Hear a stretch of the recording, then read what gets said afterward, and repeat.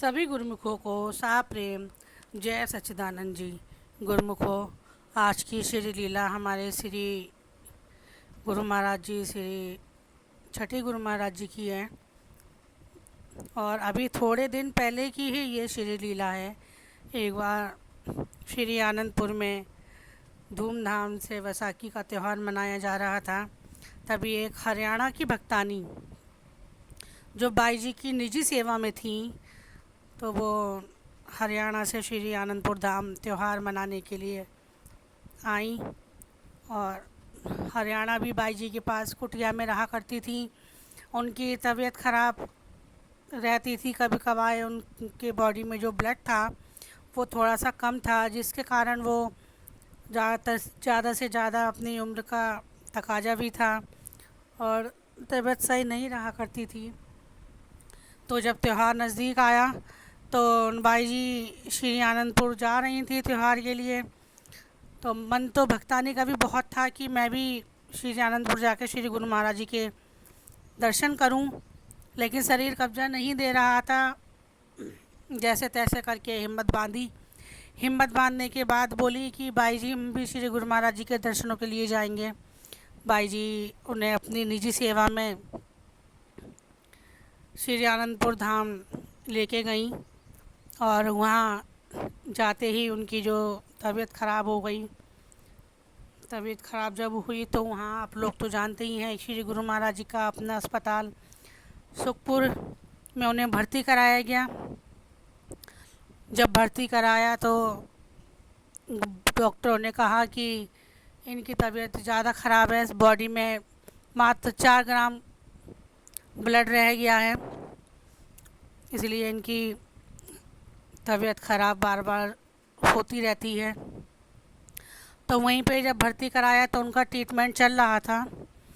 तो बाई जी जब उनसे मिलने आई तो उन्होंने बाई जी से कहा, बाई जी क्या आपने श्री गुरु महाराज जी के दर्शन कर लिए? तो बाई जी बोली, हाँ मैंने श्री गुरु महाराज जी के दर्शन कर लिए। तो वो ये बात सुन के बहुत रोई, बोली, बाई जी मैं गुरु महाराज जी के दर्शन नहीं कर सकी, आपके संग रहती तो मुझे आसानी से दर्शन हो जाते, आपके साथ रहती तो मुझे आसानी से श्री गुरु महाराज जी के पास और नज़दीक से दर्शन होते। अब मैं अकेले कैसे दर्शन करूंगी, मुझे बहुत परेशानी होगी। वो जब भी बाई जी के संग आया करती थी तो वो बाई जी के साथ ही रहा करती थी भक्तानी, जिसके कारण उसे श्री गुरु महाराज जी के जो दर्शन थे वो बहुत नज़दीक से हुआ करते थे। अब वो ये बात सोच सोच के बहुत परेशान हो रही थी, बहुत रो रही थी कि मैंने दर्शन नहीं कर पाई श्री गुरु महाराज जी के, मुझे दर्शन नहीं हो पाए श्री गुरु महाराज जी के। ये सोच सोच के बहुत बिलख बिलख के रो रही थी। और उसके पास एक श्री पंचम पातशाही जी महाराज जी की एक छवि थी जो उसने वहीं पे ही अपने पास विराजमान कर ली थी। तो वो श्री गुरु महाराज जी की छवि अपने हाथों में लेके और सीने से लगा के फूट फूट के बहुत रोई और रोते रोते ही उसके जो आँख लग गई, मतलब नींद उसे आ गई। नींद में फिर वो क्या देखती है कि श्री गुरु महाराज जी उसके पास आए हैं। श्री पंचम पातशाही जी महाराज जी कह रहे हैं, तू क्यों रो रही है, तू दर्शनों के लिए रो रही है, मैं देख तेरे पास आ गया, यहीं पे तुझे दर्शन देने के लिए आ गया, तू मत रो, परेशान मत हो। तो वो श्री गुरु महाराज जी से कहती है, भगवान मेरा शरीर कब्जा नहीं दे रहा है, मुझे लगता है अब मैं आपके दर्शन नहीं कर पाऊँगी, मैं कैसे क्या करूँ, बहुत परेशान हूँ, बहुत दुखी हूँ। बोले, तू बहुत जल्दी सही हो जाएगी, परेशान मत हो, तू फिर भाग भाग के दर्शन करना। और तू जो सोच रही है कि तू बीमार है, बोले तू बीमार नहीं है, तू बिल्कुल सही है, तू उठ और उठ के चल। बोले क्या नाम है, फिर श्री गुरु महाराज जी ने वहीं पे ही शरबत का भोग लगाया, फिर उसे भी शरबत पिलाया भक्तानी को और उससे ये कहा कि तू विश्वास रख और तू बहुत जल्दी ठीक होने वाली है, अपने पैरों पर खड़ी हो के तू बहुत जल्दी दर्शन करेगी, परेशान ना हो। इतना कह के श्री गुरु महाराज जी वहाँ से चले गए। जब उसकी आँख खुली तो वो फिर से देख के चौंक गई, उसे ऐसा लग रहा था कि मानो साक्षात श्री गुरु महाराज जी मेरे सामने खड़े हैं।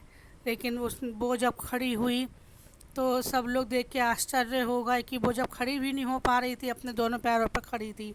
तो ये चमत्कार था श्री गुरु महाराज जी का, और उस भक्तानी का गुरु महाराज जी के प्रति विश्वास थी, आस्था थी। तो श्री गुरु महाराज जी ने उसे पंचम पातशाही जी रूप ने श्री पंचम पातशाही जी गुरु महाराज जी ने उसे दर्शन दिए गुरुमुखों। यह है श्री गुरु महाराज जी के प्रति हम गुरुमुखों की आस्था की। अगर हमारे जरा से भी आंसू छलक आते हैं तो गुरु महाराज जी हमें सपने में दर्शन ज़रूर देते हैं। गुरु महाराज जी से रहा नहीं जाता अपने भक्तों का, अपने गुरुमुखों का दुख, इसलिए श्री गुरु महाराज जी दौड़े चले आते हैं हम गुरुमुखों के खातिर। तो ये थी बहुत प्यारी सी श्री लीला श्री छठी गुरु महाराज जी की, हमारे श्री पंचम गुरु महाराज जी की। मनुष्य अपने जीवन में जो कुछ भी करता है उसकी सफलता और सिद्धि में सबसे अधिक हाथ मन का होता है।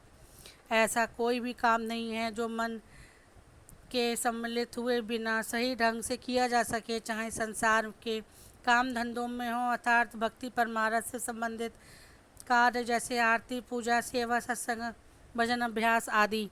सभी कार्यों में मन का पूरी तरह सम्मिलित होना अति आवश्यक है।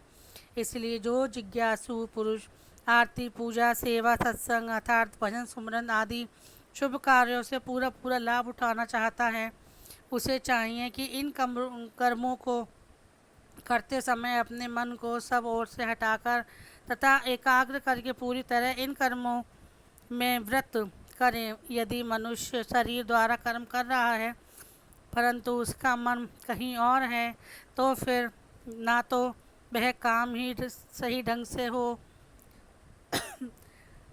पाता है और ना ही उस कर्म से जो लाभ मनुष्य को मिलना चाहिए वह लाभ उसे प्राप्त होता है।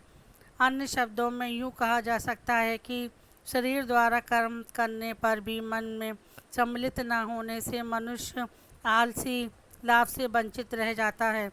सत्पुरुषों के वचन हैं, मन दिया कहीं और ही तन संतन के संग, कह कबीर कोरी गांजी कैसे लागे रंग। गुरुमुखों, अगर आपको ये श्री लीला पसंद आई हो तो कृपया करके हमारा चैनल सब्सक्राइब करें, फॉलो करें, ताकि ये उन गुरुमुखों तक पहुंच जाए जिनका विश्वास दिन ब दिन डगमगा जाता है, ताकि उनका विश्वास दिन ब दिन अटल होता चला जाए।